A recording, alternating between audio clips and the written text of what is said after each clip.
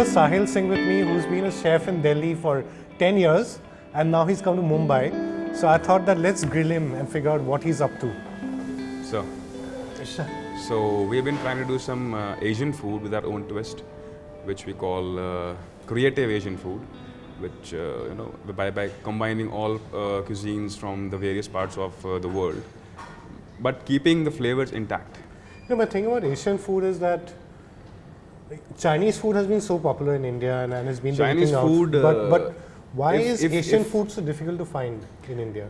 In India, because Asian food has always been, in relation to Manchurians, chili chickens, chili paneer. So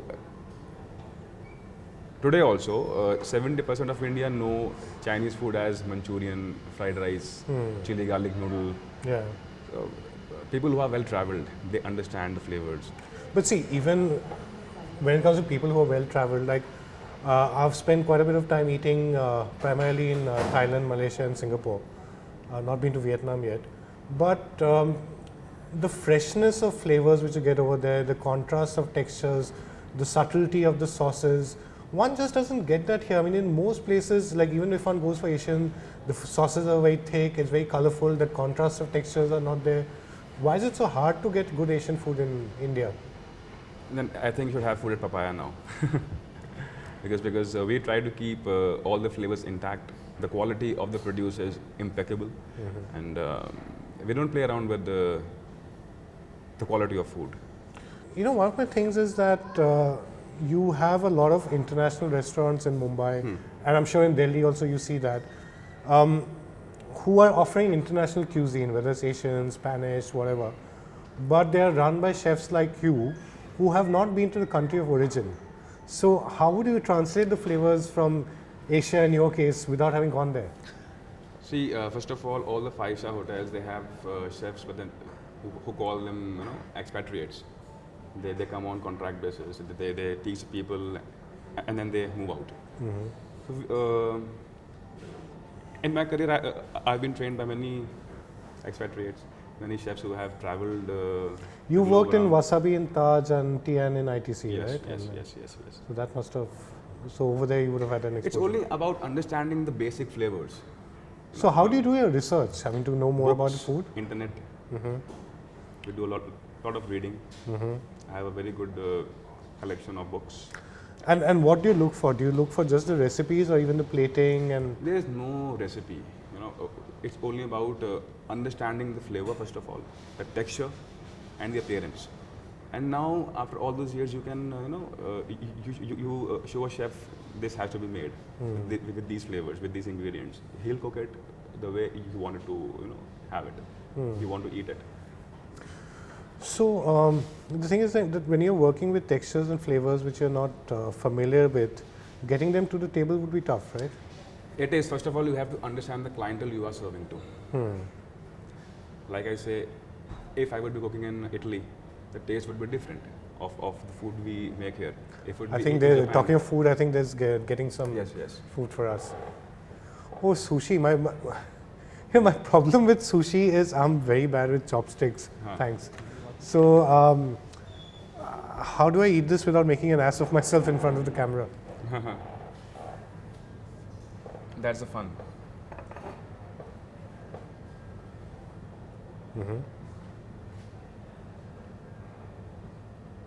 How are people taking to sushi over here? They love it. They love it. Now this is avocado mango roll. I mean, isn't sushi meant to be with fish normally? I mean, how come avocado mango? That's on the way with fish. This is we call our vegetarian customers' delight. So this is normal avocado with some mango relish on top. So I was reading this card on the table while I was waiting for you. It says that you can use your sushi with hands. I mean, eat your sushi with hands. Yes. I mean, you don't have to go with your chopsticks. No.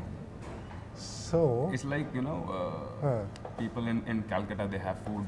Yeah. I'm from Bengal, so yes. And you're supposed to chot kano, and then lick your fingers. Yes. So different ways of having food, but the basics.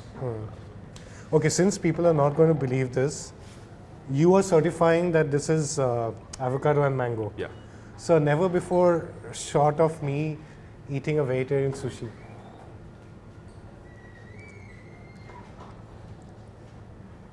So you get the burst of flavors inside your mouth. There is no, we don't call this authentic.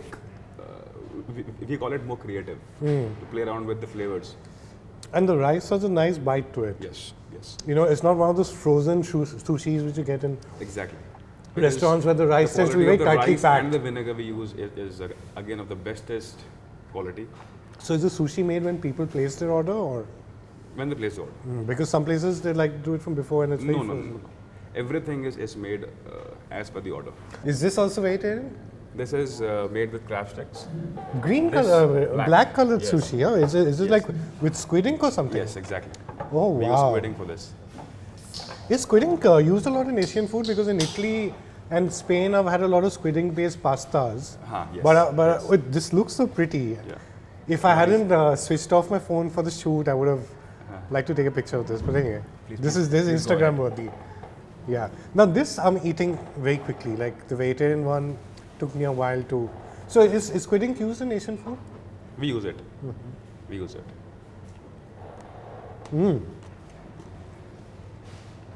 Very nice. Very nice. Some crab sticks. Some again some rice crackers on the top. Now this is And Japanese mayonnaise we use. So again we source this mayonnaise from Japan itself.